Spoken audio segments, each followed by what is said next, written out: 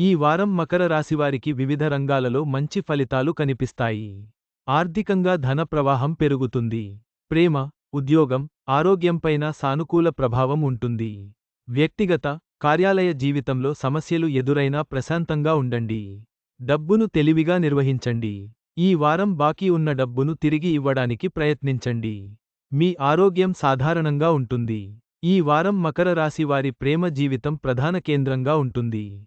మీ భాగస్వామితో బహిరంగంగా, నిజాయితీగా మాట్లాడటం మీ సంబంధాన్ని బలోపేతం చేస్తుంది.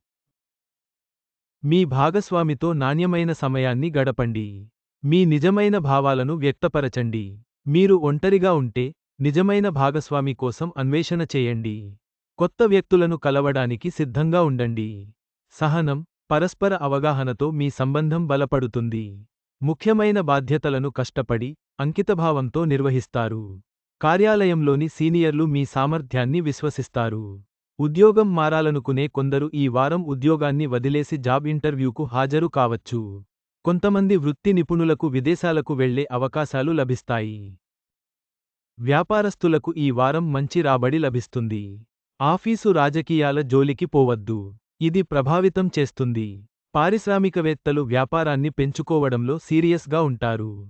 ఈ వారం మీకు బాగుంటుంది. వివిధ ఆదాయ మార్గాల నుండి ధన ప్రవాహం పెరుగుతుంది. మీరు చాలా కాలంగా విక్రయించడంలో సమస్యలను ఎదుర్కొంటున్న ఆస్తిని విక్రయిస్తారు. వ్యాపారస్తులు ప్రమోటర్ల నుంచి నిధులు పొందడంలో విజయం సాధిస్తారు.